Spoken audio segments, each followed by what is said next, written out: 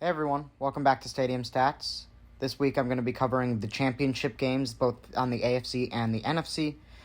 The four teams that are still in the playoffs after last week are the one-seeded Baltimore Ravens in the AFC, facing off against the three-seeded Kansas City Chiefs in the AFC.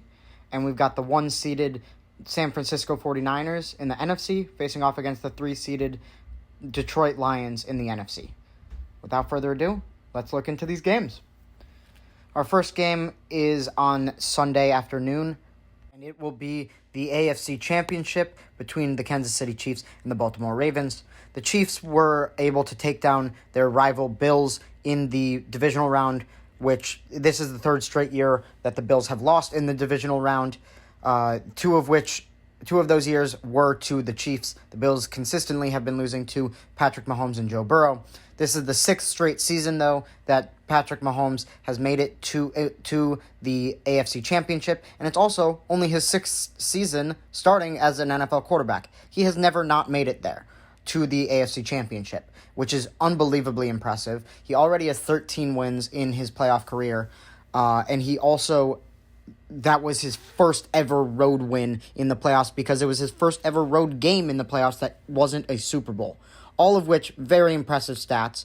The Chiefs are looking like a much better team than they had been most of the season. Their offense was really firing in that game. It was a shootout for a while against the Bills as both offenses were scoring a lot of points. They did choose to use Mecole Hardman a couple of times, and he fumbled twice in that game, which was very poor decision-making. However, Rashee Rice, Travis Kelce, and even Marquez Valdes-Scantling, who really stepped up in that game, have been playing really well in the playoffs and will continue to do so. And if they can keep having these players play really well in the receiving game, combined with Patrick Mahomes' skill and Isaiah Pacheco at running back, and this is also the best defense the Chiefs have had in recent memory. So it would be really deadly if they can keep this offensive pace up. That being said, they are playing against the number one ranked defense in the Baltimore Ravens, who were able to take down the Houston Texans last week in a very lopsided game in which Houston only scored 3 offensive points. 7 of their 10 points came off a punt return touchdown, but the only 3 points that they scored on offense were from a field goal early in the game. After that, the Ravens defense became too much for the Texans to handle, and their offense really couldn't do very much. The Ravens defense was putting on a ton of pressure, and it really was showing as C.J. Stroud was scrambling out of the pocket on most of his throws. They had the number one scoring defense on the season in the regular season. They continue to be really dominant in the postseason. And I do think that the Ravens are the deadliest team left in the playoffs. I am going to pick them to win this game, but this game is much less certain than the NFC Championship, as the Chiefs can never truly be counted out. Patrick Mahomes has made it to multiple Super Bowls already in his 6-year career. He has won 2 Super Bowls. He's made it to 3. And he's just unbelievably impressive. You can never count him out. But the Ravens are the better team. They have the best defense in the league. They have an unbelievable offense, especially with Mark Andrews possibly returning. Isaiah likely has been scoring touchdowns in every game lately, and their receiving core is much improved from what it has been in years past. Not to mention they signed Dalvin Cook, who actually looked really good in his limited action in that most recent playoff game. So I do think the Ravens are the better team, and I'm going to pick them to win, but I wouldn't be surprised if the Chiefs were able to pull it off, because you can never count them out. Looking over to the NFC, we've got a matchup between the number 1 seeded San Francisco 49ers and the 3 seeded Detroit Lions. This game will be played in Santa Clara, which is where the 49ers play. And the weather should be pretty good for this game. I myself am a 49ers fan. I'm rooting heavily for the 49ers in this game. But the Lions are a really fun story. They've been really good all season. This has been one of their best seasons in their entire franchise history, and they are a very old franchise, so it's pretty impressive. They actually made it to the NFC Championship before the Cowboys did in this century, which is unbelievable, seeing as the Lions had a season where they even went 0-16 in this century. But regardless, this is a really good Lions team. Their offense has been playing unbelievable. Their run game between David Montgomery and Jahmyr Gibbs just looks unstoppable. And their pass game with Amon-Ra St. Brown, Sam Laporta, and even Josh Reynolds at this point has been really, really good. It definitely helps that they have Jameson Williams as well as a deep threat, which really opens up that pass game. The one big concern with the Lions is their pass defense. It's really, really not that good. They've let up a lot of yards to the number one receivers in the past few weeks, as Mike Evans had over 100 yards last week, and Puka Nacua had 180 the week before in his first ever playoff game. The Lions' pass defense is really bad, but their run defense is really good, which should keep the 49ers' run game in check. However, Christian McCaffrey has been the best running back on the season, and I wouldn't be surprised if he was too much for that Lions run defense to handle. But that being said, the Lions run defense is still pretty good, should be able to limit him to an extent. That pass game should be a little bit limited, as Deebo Samuel, if he ends up playing, is going to be playing through injury, and there's a decent chance he doesn't end up playing, as he got hurt early on in that game against the Packers and then never returned. And his loss was definitely felt, as Brandon Ayuk couldn't really get much going without Deebo on the field with him as well. Really the only good receivers in that game were George Kittle, who had about 80 yards and a touchdown, and Jauan Jennings also stepped up. He's normally the big third down guy, but he had 50 yards in place of Deebo, as he became the wide receiver too. Brandon Ayuk really needs to step up in this game, especially if Deebo's out again, as Brandon Ayuk really couldn't get much going in that game against the Packers. I do think he'll get a lot more going against the Lions' pass defense. Him and George Kittle should be able to feast on that awful pass defense.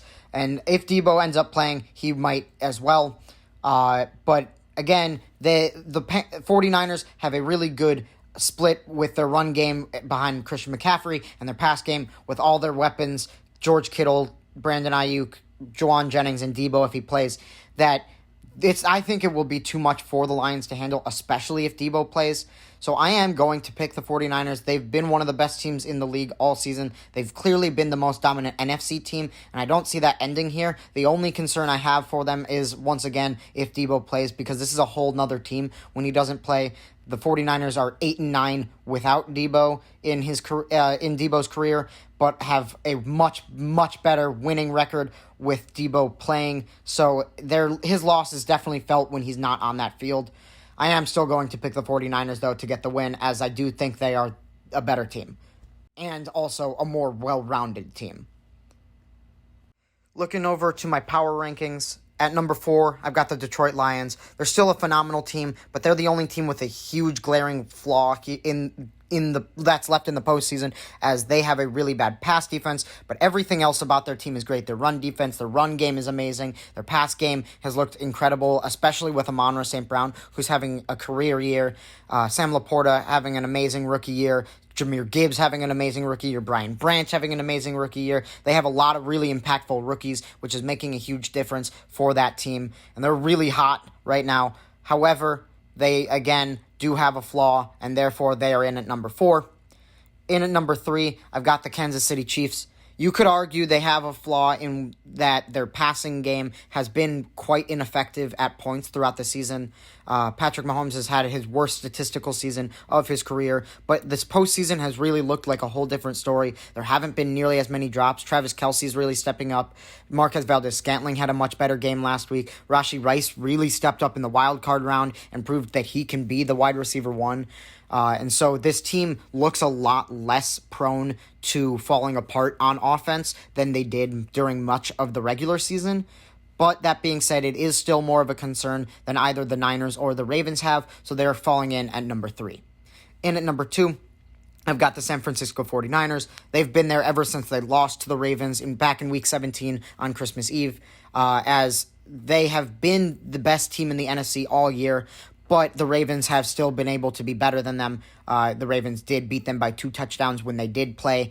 The 49ers are one of the most complete teams in the league, as they have an amazing run game behind Christian McCaffrey. They have unbelievable weapons at receiver, such as Brandon Ayuk, Deebo Samuel, and George Kittle. And their defense is one of the most star-studded in the league. Yes, they do have Talanoa Hufanga, their star safety, on IR, but the rest of that defense should be relatively healthy and should be able to stop the Lions' offense as much as they're possibly able to. This is a really, really talented San Francisco team, arguably more talented than in years past, and seeing as they made it to the NFC Championship back in 2019 and then also in 2021 and 2022, they have really big expectations this year because they keep making it back there, and in the most recent 2 years, they have lost that game. They did win it back in 2019 to make it to the Super Bowl, but they lost in that Super Bowl, so they still are looking for their first title under Kyle Shanahan, and they have high expectations here as they should win the NFC. Finally, at number 1, I've got the Baltimore Ravens. They are the most complete team in football. They have the best defense in the entire league. They have the most sacks on the season. They're really just generating a ton of pressure, and that offense is much improved from what it's been in past weeks, or from what it's been in past seasons, I should say, as Lamar Jackson has been healthy all season. He's had a really good year, arguably an MVP caliber season. He's also in that most recent playoff game, shown once again just how deadly he is on the ground, as he had 100 rushing yards and 2 rushing touchdowns, making him the first quarterback ever to have 2 rushing touchdowns, 2 passing touchdowns, and 100 yards, both rushing and passing. Really, really impressive game by him against the Texans. And I do think he'll continue to prove that he can play at an MVP level and that he is meant to play in the Super Bowl and win it all. This is an unbelievable team. They have destroyed every NFC team that has come in their way, or almost every single one, as they demolished the Lions and the Seahawks earlier in the season, 2 teams that were top competitors throughout the season in the NFC, and they later on in the season destroyed the 49ers and the Dolphins. This team is a team that nobody wants to play, and they realistically should make it to the Super Bowl, but you can never count the Chiefs out, and it should be a really good matchup between those 2 teams. Before I sign off, I just wanted to thank you guys so much for listening to and tuning in all season. This has been really fun for me to do, and I hope you guys continue to tune in. If you guys have any suggestions for what you think I should do next, especially during the football offseason, please leave it in the comments. I will be posting, once again, on Stadium Stats on YouTube, Apple Podcasts, and Spotify. I'm not exactly sure when the next time I'll upload is. Maybe I'll make a video right before the Super Bowl, making my Super Bowl predictions. But you guys let me know what you want to see from me in the future as we're heading into the football offseason, and I'd love to cover some stuff for you guys. So let me know what it is you guys want to hear, and I'll tune in with you guys as soon as I can. Thank you guys so much for listening. Don't forget to like, comment, and subscribe. And I'll tune in with you guys soon. Peace.